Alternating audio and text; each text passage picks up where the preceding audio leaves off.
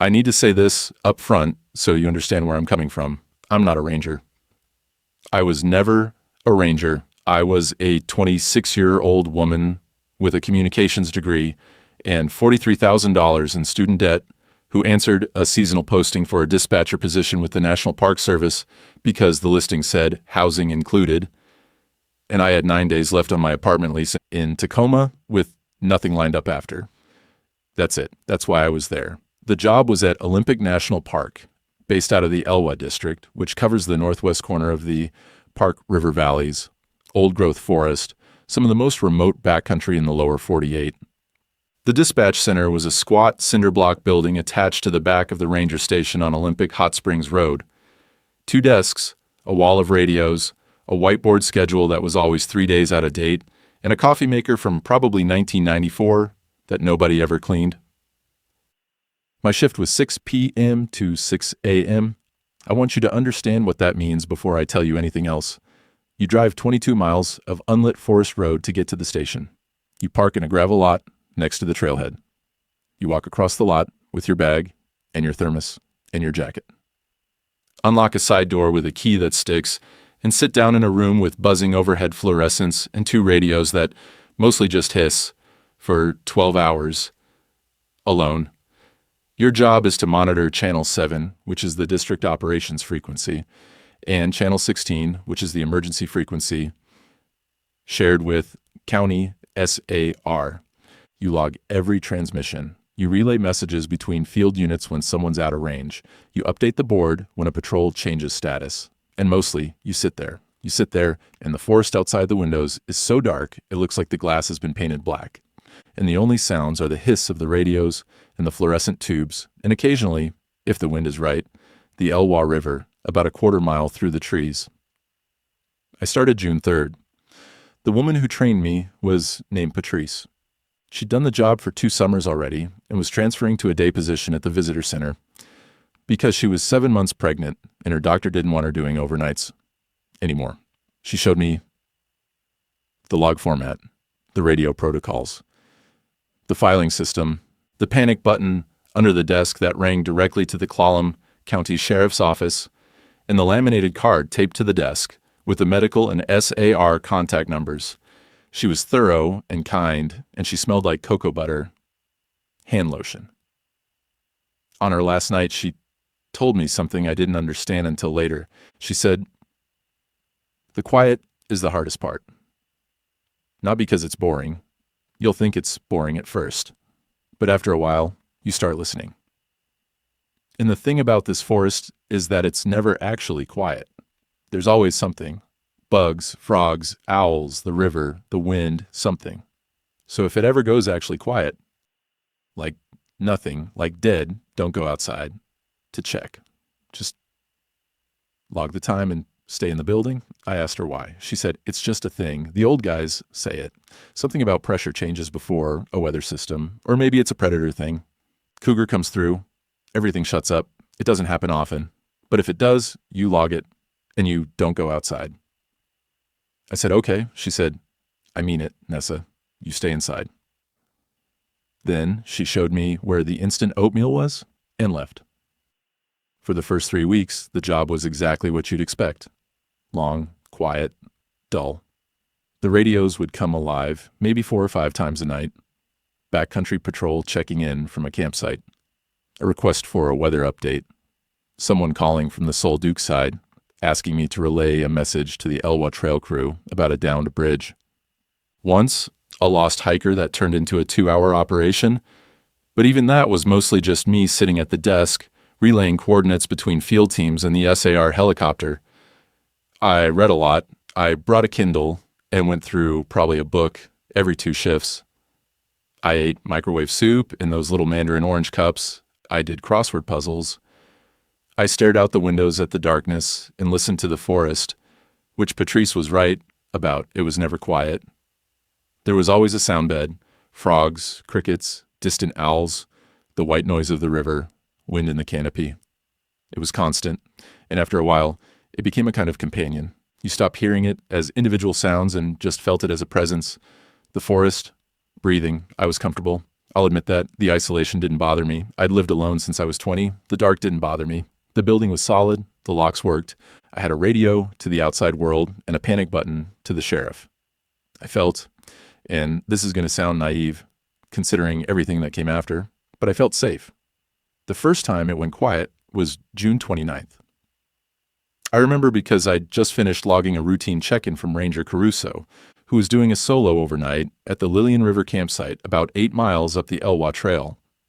He'd called in at 1:45 a.m. to report no issues, all campsites accounted for, and he was turning in. I logged it, marked his position on the board, and went back to my book. And then at some point, I realized I wasn't reading anymore. I was just sitting there with the Kindle in my hand, looking at the page, but not processing words because something had changed in the room. It took me a few seconds to identify it. The hiss on the radios sounded louder. The fluorescence sounded louder. And then I understood. Those things hadn't gotten louder. Everything else had stopped. No frogs, no crickets, no wind, no river sound, which didn't make sense because the river was always audible. It was a constant. But there was nothing. It was like someone had put the building inside a vacuum. The only sounds in the world were the ones humans had made. The electricity, the radios, the soft hum of the space heater by my feet. I looked at the clock. 2:17 a.m. I wrote it in the log. I wrote, 217, complete ambient silence. No wildlife or wind audible. Possible weather event. And I sat there and I waited, and I did not go outside, because Patrice had told me not to. It lasted 11 minutes. At 2:28, the frogs started up again. Then the crickets. Then I could hear the river. It came back in layers, like someone slowly turning up a mixing board. And within a few minutes, it was like it had never happened. I made another log entry. I went back to my book. And honestly, I mostly forgot about it. The second time was July 7th. Same thing, the sound bed just dropped out. I noticed it faster this time because I was already a little bit keyed to the possibility.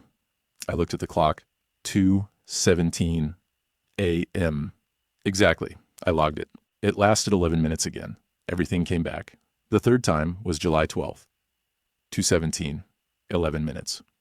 I mentioned it to Rick Anderson, the district supervisor, when he came in the next morning to start the day shift. I showed him my log entries. 3 incidents, same time, same duration. He looked at them and nodded and said something about barometric events, inversion layers, something technical that I didn't retain because it was obviously a guess, and he obviously knew it was a guess, but we were both pretending it was an explanation because that's what you do. He told me I was doing a good job logging it and to keep it up. I said, Patrice told me not to go outside when it happens. He looked at me for a second. Then he said, that's right. I said, why? He said, because there's no reason to be outside at 2 a.m, Nessa. That's not your job. Which wasn't an answer, and we both knew it wasn't an answer. But I let it go because I was a seasonal employee with no benefits and free housing, and I had learned already that this job ran on the principle of not asking follow-up questions to answers that weren't answers. July became August, and the silences kept coming. Not every night, maybe 2 or 3 times a week, always 2:17, always 11 minutes. I started noting them on a separate sheet of paper I kept folded in my jacket pocket, just hash marks. By the end of July, I had 14. I stopped being afraid of them. They became routine. The forest went quiet. I noted the time. I waited. It came back. It was just a thing. The forest did. What I couldn't make routine was the feeling during, because it wasn't just silence. It was an atmosphere. When the sound dropped out, the air in the building changed. I don't mean that metaphorically. The pressure shifted. My ears would feel full, the way they do on a plane. And there was a quality to the silence that I have never been able to adequately describe, except to say that it felt occupied. Like the silence was not the absence of sound, but the presence of something else that was taking up the space where sound should be. Something enormous and patient sitting just outside the walls, and the silence was the sound of it, listening. I never said that to anyone. I want to be clear about that. I thought it. I felt it viscerally. But I knew how it sounded, and I knew what I was 26-year-old humanities major, doing overnight dispatch in a dark forest, scaring herself with her own pattern recognition. I kept my mouth shut, and I logged the times, and I did my job. Then we started losing rangers. Ranger Caruso was the first. August 11th, he was on a backcountry patrol, 3-night rotation through the upper Elwha corridor. He checked in at 9 p.m. from his campsite at Camp Wilder, about 12 miles in. Conditions good, no issues. That was his last transmission. When he didn't check in the next morning, I flagged it. By noon, they'd sent a team up the trail. They found his campsite intact. Tent up, gear stowed properly, food hung in a bear bag. His radio was on the ground next to his sleeping bag, which was unzipped and laid flat, like he'd gotten up calmly and walked away. His boots were still in the tent. He'd gone out barefoot. They searched for 4 days. Dogs, helicopter, ground teams, nothing. Not a footprint, not a piece of clothing, not a broken branch. The forest just swallowed him. He was 41 years old and had been with the Park Service for 16 years and knew that backcountry better than anyone on staff, and he was just gone. I was the last person who'd spoken to him. The official report called it voluntary departure under unknown circumstances, which is the Park Service's clinical way of saying someone walked into the woods and didn't come back, and they have no explanation. It happens more often than people think. The parks have files of these, people who simply leave. No note, no reason, no trace. The service doesn't advertise it, but anyone who works in the system long enough hears about them. I pulled up my log from that night. Caruso had checked in at 9:07 p.m. The silence had come at 2:17 a.m., as it always did. I'd logged it, 11 minutes, and at some point during that 3-night patrol, between his last check-in and the next morning, he'd taken off his boots and walked out of his tent and vanished. I didn't make the connection yet. I want to be honest about that. I didn't draw the line. A man disappeared in the backcountry, and sometimes that happens, and the silence at 2:17 was a weird atmospheric thing.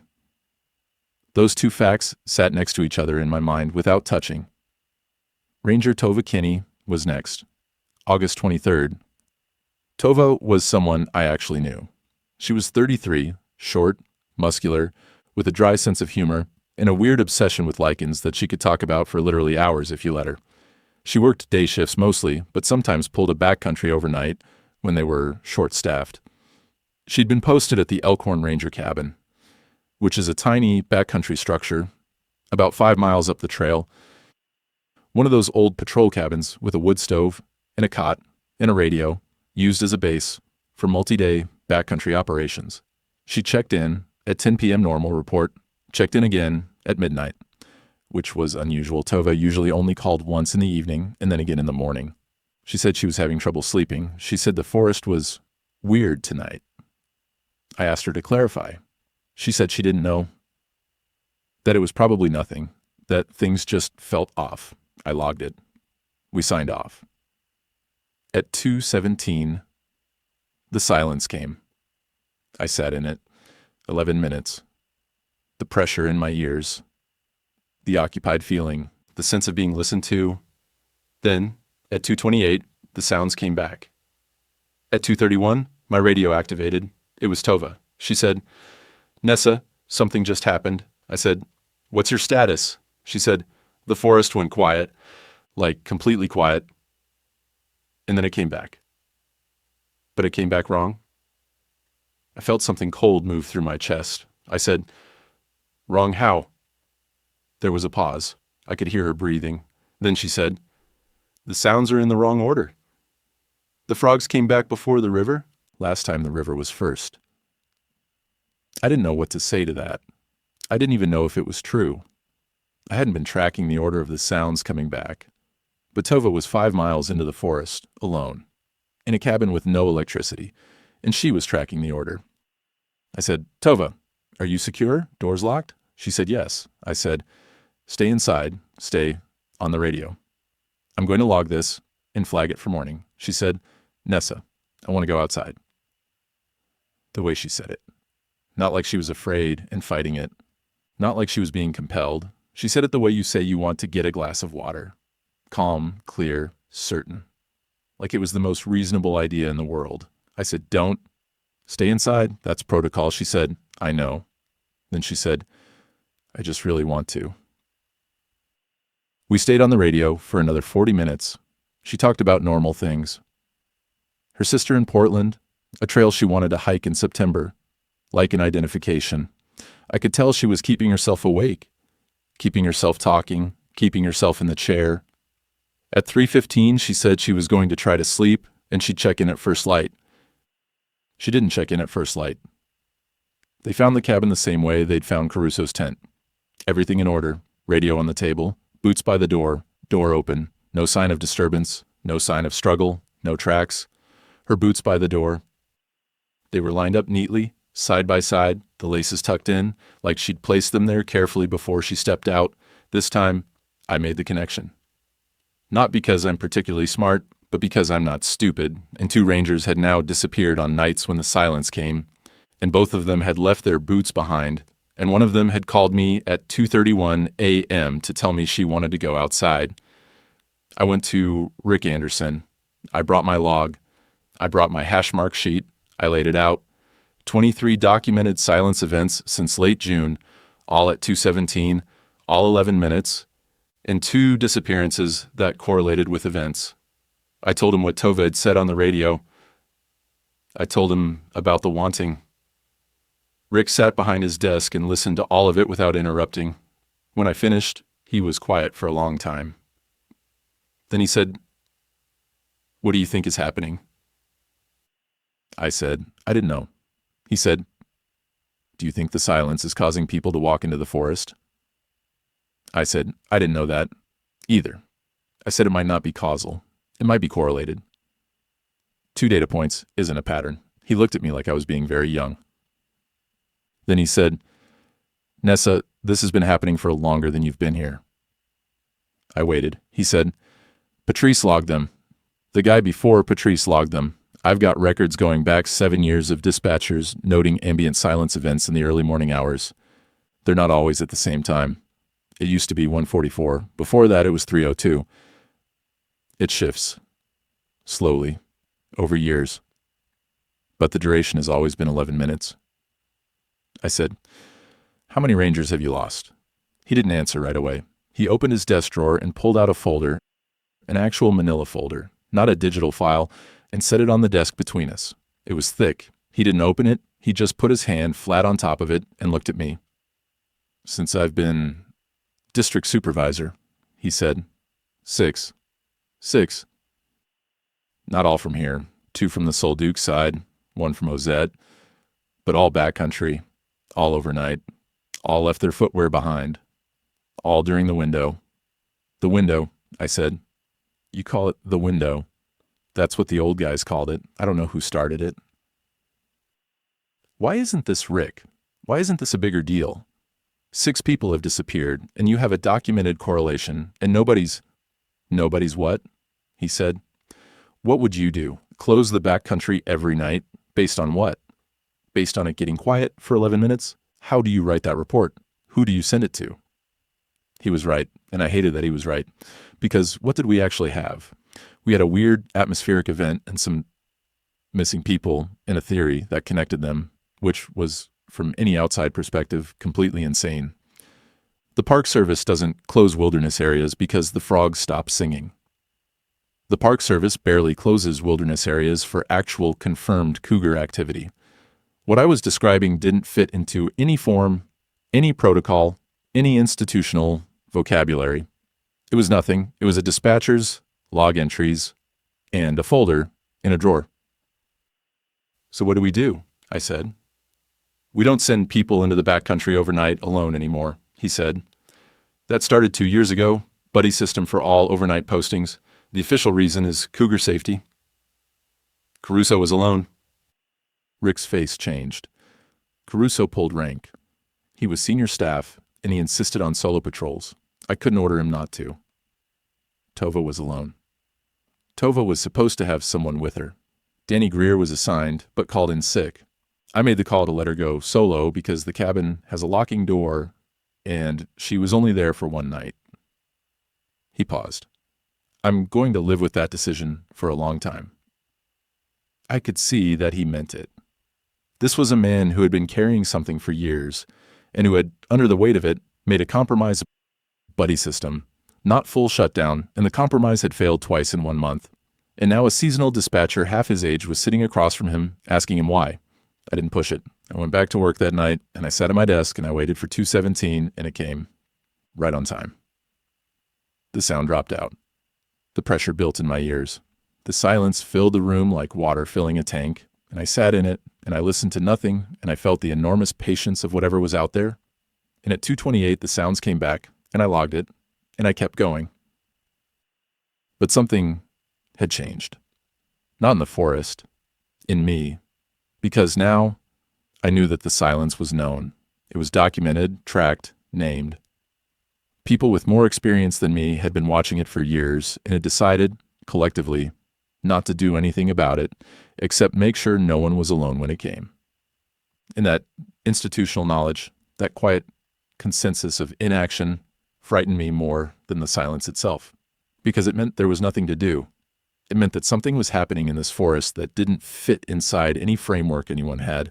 And the people responsible for the forest had responded the way institutions always respond to the genuinely inexplicable. They'd made a small procedural adjustment and agreed not to discuss it. September came. The silence kept coming. 2, 3 times a week. Always 2:17 now. Not drifting. I logged every one. I started noting something new. The duration between the last sound and the first sound to return. Patrice had been right. There was always a last thing to go quiet and a first thing to come back. But the order was consistent for weeks at a time, and then it would change. Suddenly, without any pattern I could identify. 1 week, the river sound would come back first. The next week, it would be the frogs. The week after that, the wind. Tova had noticed the same thing, I realized. She'd noticed the order changing. She'd noticed it from 5 miles inside the forest, alone, in the dark, and it had been important enough to call me about at 2:31 in the morning. And then she'd walked outside without her boots. Danny Greer disappeared on September 4th. Danny was the one who'd called in sick the night Tova was posted alone. He was 28, big, easygoing, the kind of guy who always had a podcast recommendation. He'd been carrying guilt about Tova. You could see it on him. He was quieter than he used to be. He volunteered for extra backcountry shifts, which I read as penance, as him trying to prove to himself that the forest was just a forest and what happened to Tova was not his fault. He was on a paired patrol with Ranger Mika Soren. They were camped at the Elkhorn cabin, the same cabin where Tova had been. They checked in together at 9 p.m., normal report. At 2:17, the silence came. At 2:34, 6 minutes after the sounds came back, Mika called me. She was breathing hard. She was trying to keep her voice level, but I could hear the effort it cost her. She said, "Danny's gone." I said, "What do you mean gone?" She said, "I woke up when it got quiet. I woke up because the quiet woke me up. And I lay there, and I thought I heard the door. And when the sounds came back, I turned on my light, and his cot was empty, and the door was open." I said, "Are his boots there?" Silence on the line. Then she said, "Yes, they're right by the door." I activated the SAR protocol. I called Rick at home. I called County. Within 2 hours, there were teams moving up the trail with lights. They reached the cabin by 5 a.m. Mika was sitting on the front step with her headlamp on and her service weapon in her lap, which is something rangers are not supposed to do, but nobody said a word about it. She hadn't gone after him. She hadn't gone outside at all. I talked to Mika 3 days later, after the initial search had turned up nothing, same as always. She came into the dispatch building at the end of my shift. She looked like she hadn't slept since it happened. She sat in the other chair, the empty desk, and she stared at the wall of radios, and she told me what she hadn't put in her official statement. She said she'd woken up before the silence, not during it. Before. She said she'd been asleep, and then she was awake. Suddenly, completely, the way you wake from a dream where you're falling. And she lay there in the dark, and she could hear the forest outside, normal, full, alive, and she could hear Danny breathing on the other cot. And then the silence came. It was like a door closing. One moment the forest was there, and the next moment there was nothing. And in the nothing, she heard Danny sit up, She said she didn't move. She said she lay perfectly still with her eyes closed and listened to Danny sit up in the dark and swing his legs off the cot and stand. She said his breathing changed. It got slower, deeper, not panicked, not agitated, peaceful, like he was breathing in something clean. She said she heard him walk to the door in the dark. She heard the latch. She heard the door open. She heard his bare feet on the wooden step 1, 2, and then on the ground. And then nothing. Not footsteps fading, not branches breaking, just the silence, absolute, receiving him. She said, I didn't stop him. I said, you couldn't have known. I knew, she said.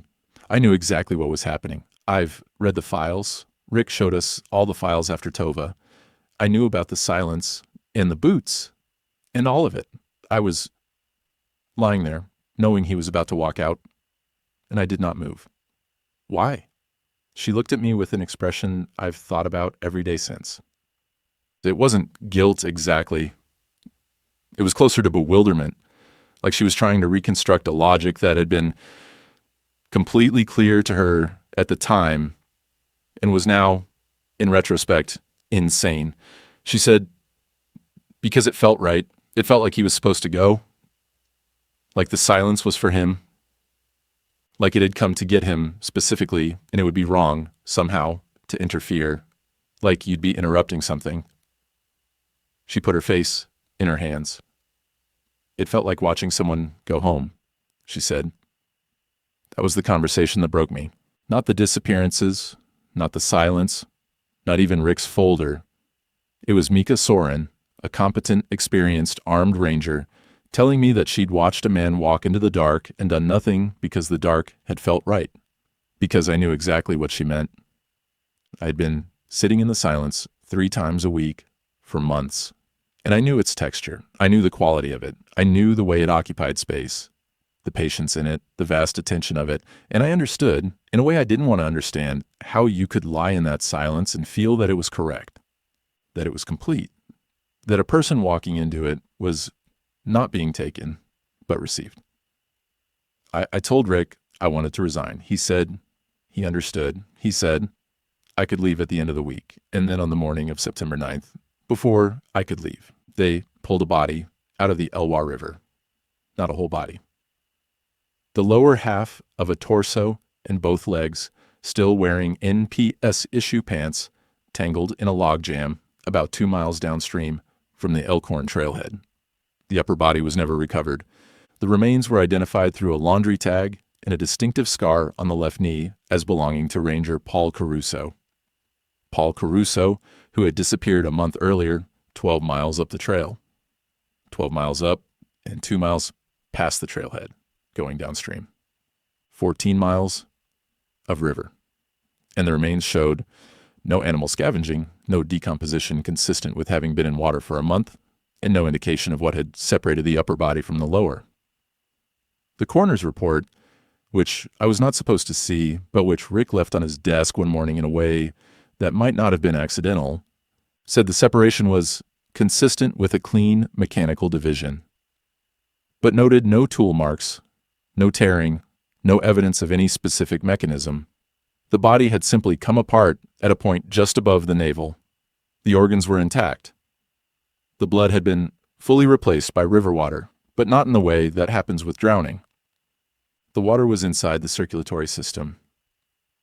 In the veins, the arteries, like the river had been fed into him carefully and precisely through the same channels the blood had used.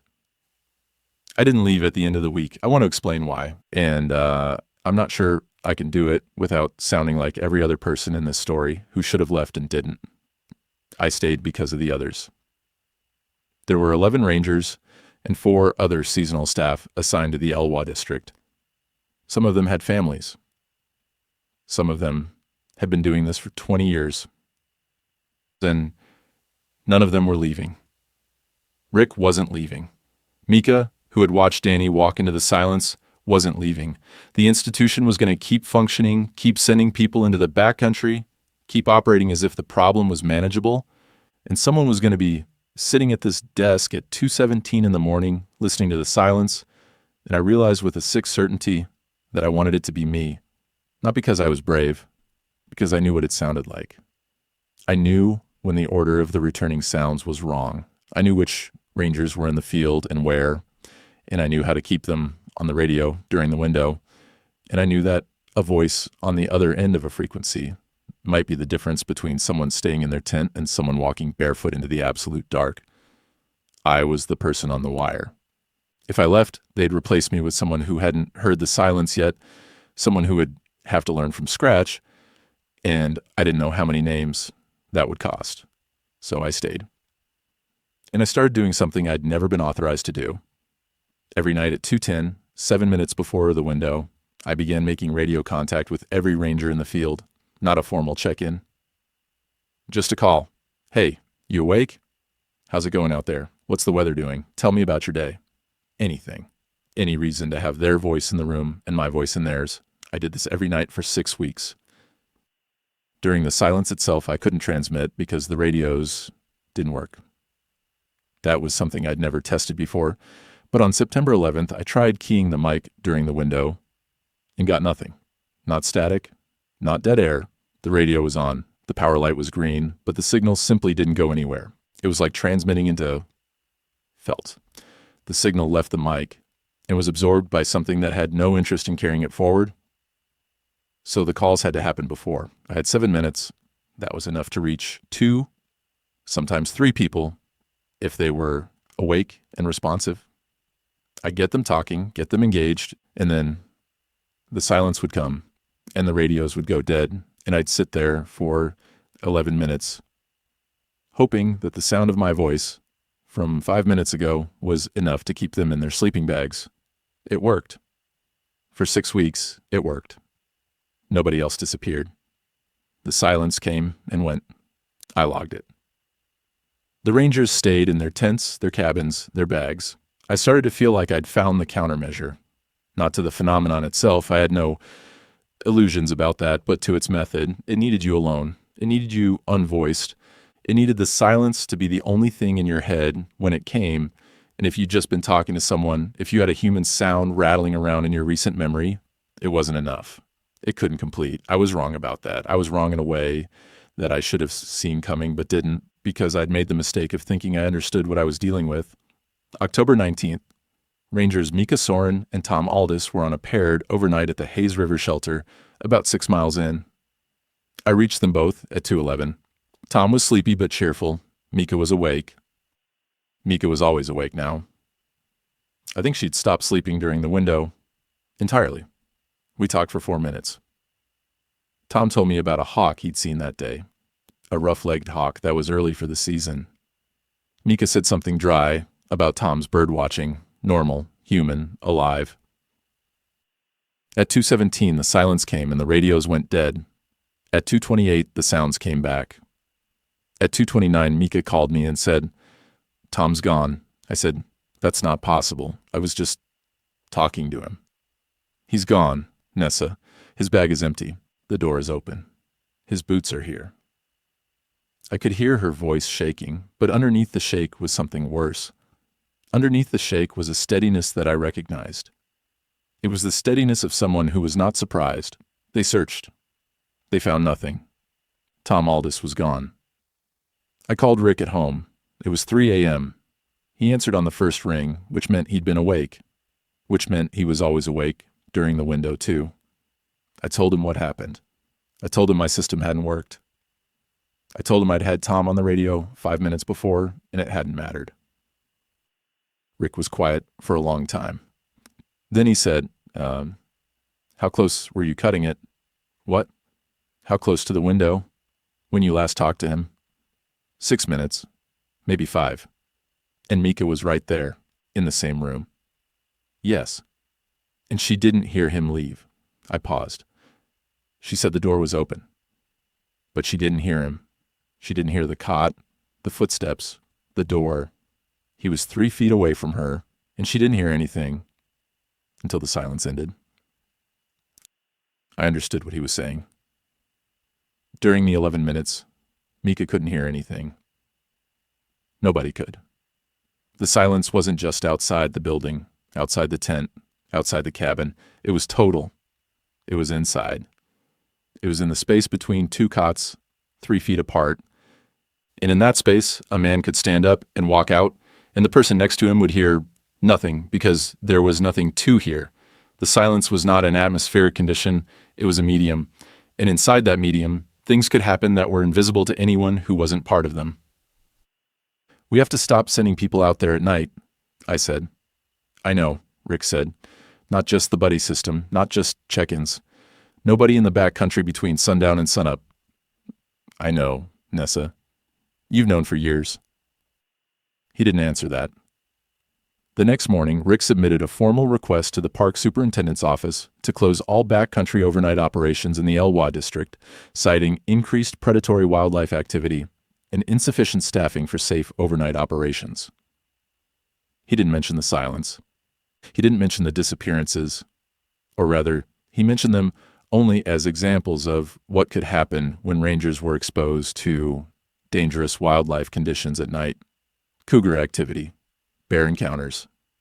The language was careful and institutional and completely dishonest, and it was the only language the system could hear. The request was denied. Overnight backcountry patrols were considered essential for resource protection, fire monitoring, and visitor safety. The superintendent's office approved additional training on nighttime wildlife encounters and authorized the purchase of new bear spray canisters for all field staff. I wanted to scream. I wanted to drive to Port Angeles and walk into the superintendent's office and play the recording of Tova saying, "I want to go outside," and slam the coroner's report about Caruso's river water blood on the desk and ask them what bear spray was going to do about that. But I was a seasonal dispatcher. I had no authority. I had no credibility. I had a log of times when the forest got quiet and a theory that connected silence to disappearance, and that theory, spoken aloud to anyone outside this district, would sound like a mental health crisis. Rick implemented the overnight closure anyway, as a district-level operational decision, and waited to see if anyone above him would notice or care. Nobody did. For the rest of October and into November, no rangers went into the backcountry at night. Day patrols went out and came back before dark. The backcountry cabins sat empty. And the silence kept coming. 2:17, 11 minutes, 2 or 3 times a week. And I sat in it alone in my cinder block room, and I listened to the nothing, and I logged it, and I wondered what it was doing out there with no one to take. November 8th. I want to describe this carefully. The silence came at 2:17. I logged it. I sat in the dead air and the fluorescent buzz, and I waited. And at 2:22, 5 minutes in, something happened that had never happened before. I heard something, not outside, not through the walls, through the radio. The radio that didn't work during the silence. The radio that couldn't transmit or receive. A sound came through channel 7 that was not static and was not a voice. It was not any signal I had ever heard. It was low and constant, and it had a rhythm that was almost, but not quite like breathing. It was wet. It sounded like something very large and very close, pressing its open mouth against the microphone. And the sound was the inside of that mouth, the moisture, the air, the soft tissue moving against itself. It lasted 4 seconds, then it stopped. Then the silence continued, empty and absolute, for the remaining 6 minutes. And then the forest came back. I sat there for a long time. My hands were flat on the desk. I was shaking from the inside, not my hands, deeper than that. Somewhere in my chest, I could still hear the sound in my memory, that wet, intimate breathing closeness. And I realized that what frightened me most about it was not its strangeness, but its familiarity. I had been sitting in the silence for months. I knew its texture, its pressure, its patience. And that sound was the silence with a mouth. That sound was what the silence sounded like from inside. I logged it. I wrote, "Oh, 222. Anomalous signal received. Channel 7 during window. 4-second duration. Non-voice, rhythmic, low frequency, no identifiable source." Then I sat there until dawn. It happened again on November 12th. Same time within the window, 5 minutes in, 2:22. Same sound, same duration, 4 seconds. And on November 15th, it happened again. But this time, it was 6 seconds. And on November 19th, 8 seconds. I made a chart. Each occurrence was during the window. Each was on channel 7. Each began at 2:22. And each was exactly 2 seconds longer than the last. I calculated forward. At the current rate of increase, the sound would fill the entire remaining silence from 2:22 to 2:28 by December 17th. I showed Rick the chart. He looked at it for a long time. He didn't say anything about barometric pressure. He didn't say anything about inversion layers. He looked at the numbers, and then he looked at me, and he said, "What do you think happens when it fills the window?" "I don't know." "What do you think it's doing?" "I think it's getting closer." He nodded. "Closer to what?" I didn't answer because I didn't need to. Closer to the radio, closer to the frequency, closer to the room where someone was always sitting alone at 2:17 in the morning. Closer to me, Rick said, "I'm pulling you off nights." I said, "No." He said, "Nessa, if you put someone else in this chair, they won't know what they're listening to. They'll hear that sound, and I don't know what they'll do. Go outside, try to investigate, call for help on a radio that doesn't reach anything. At least I know what the window is. I know what the sound is. I know not to go outside." And on December 17th, when the sound fills the whole window, what do you know then? I'll know before anyone else will. I'll know it's happening. Whatever it is, I'll be the first person to know. That's not a comfort, Nessa. That's a target. But he let me stay, partly because I was right. There was nobody else qualified. And partly because he could see that something had shifted in me that was beyond his authority to override. I had become the person who sat in the silence. That was my job. Not because the Park Service had assigned it, but because someone had to do it, and I was the one who was there. I want to skip ahead, but I can't. Because the next part matters, and it didn't happen all at once. It happened in 2-second increments, 3 or 4 nights a week, through the rest of November and into December. The sound on the radio grew, 4 seconds, 6, 8, 10, 12. Each time, starting at 2:22, running deeper into the window.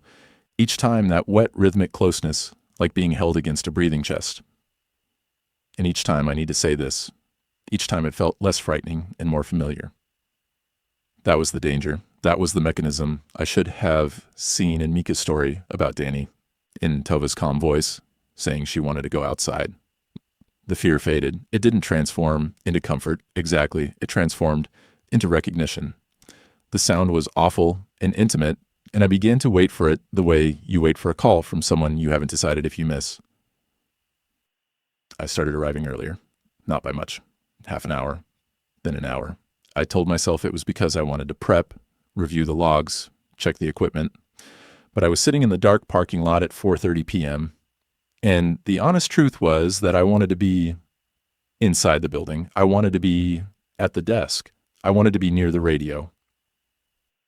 December 14th, 3 days before my projected date.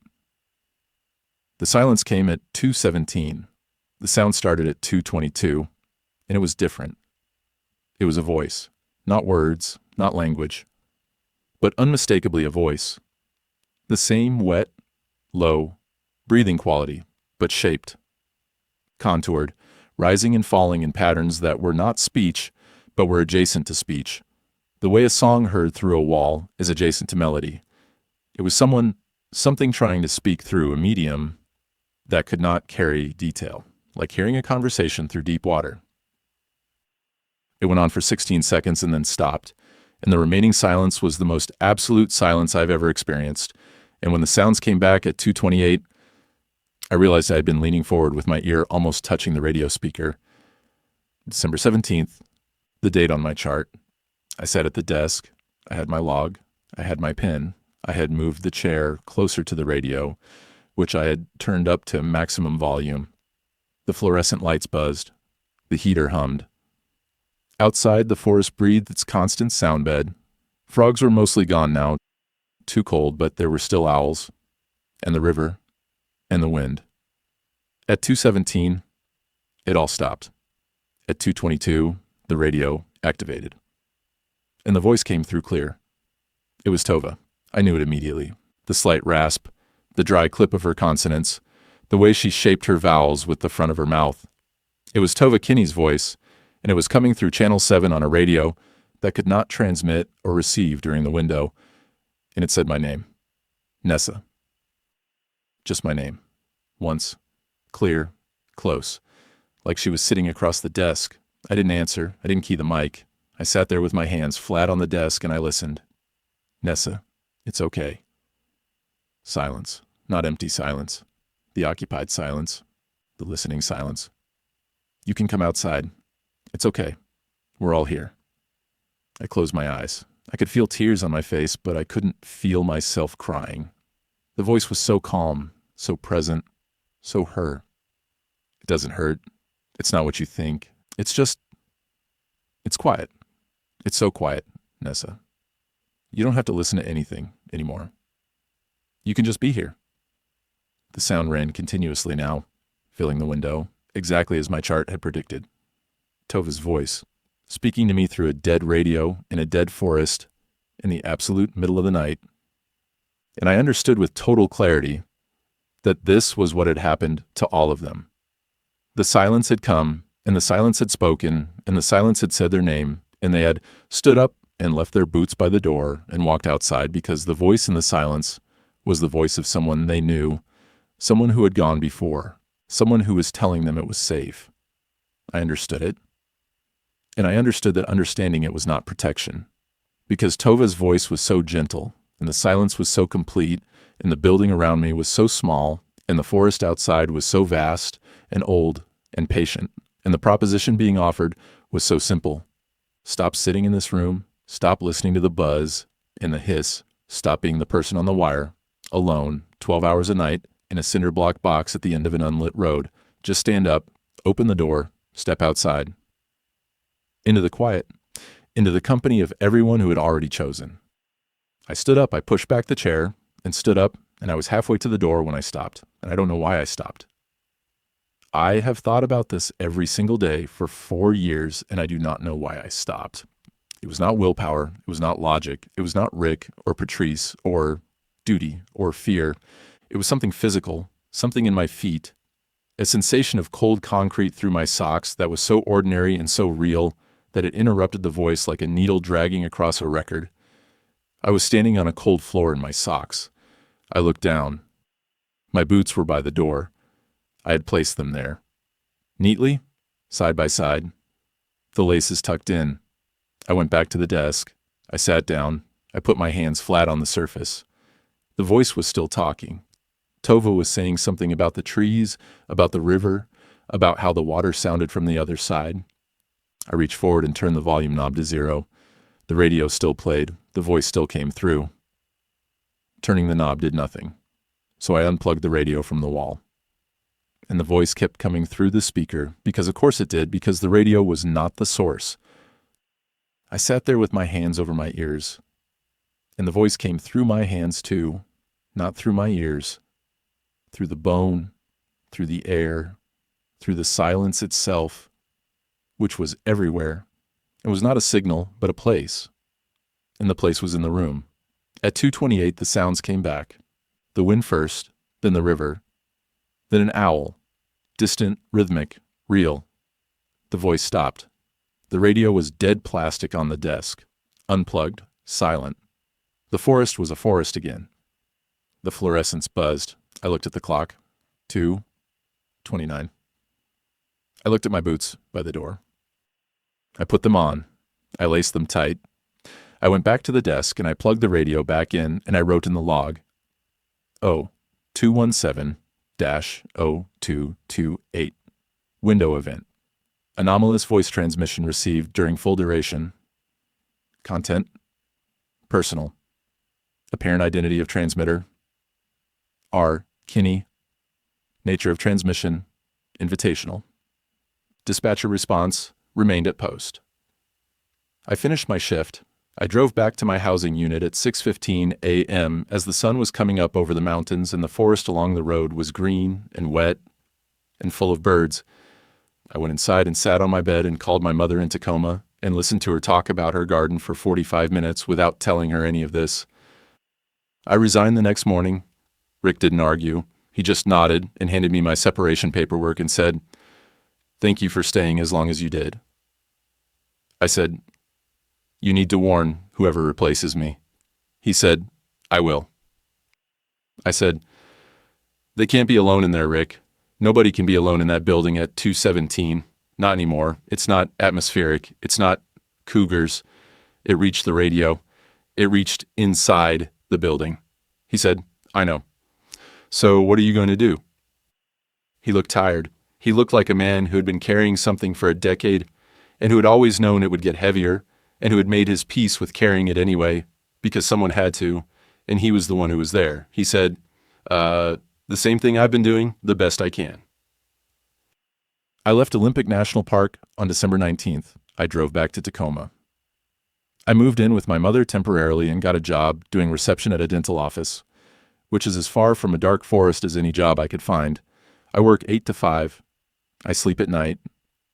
I live a small, ordinary, well-lit life, and I do not go outside between 2 o'clock and 3 o'clock in the morning, ever, for any reason. But here's the thing. I need to tell you. The thing that keeps me up, the thing that brought me here tonight to write this down, I sleep with earplugs now, foam earplugs, the orange kind, every night. My mother thinks it's because of the street noise. My therapist thinks it's hypervigilance from the trauma. They're both wrong. I wear the earplugs because at 2:17 in the morning, in my mother's house in Tacoma, 160 miles from the Elwha Valley, my bedroom goes quiet. Not the house, not the street, the room. The specific room I'm sleeping in. The furnace sound drops out, the refrigerator hum disappears, the ambient hiss of a house full of electricity and air and life just stops for 11 minutes every single night, and in the silence I can feel it listening. It hasn't spoken again. Not yet. But last Tuesday, I woke up at 2:14 and my feet were on the floor and my boots were by the bedroom door, and I don't remember putting them there. I moved my boots to my car. I keep them in the trunk now. I sleep in bare feet with the earplugs in, and the bedroom door locked from the inside, and the key under my pillow. And every morning I check the door, and the key, and the lock. And so far, the door has always been locked. But this morning the key was on the other side.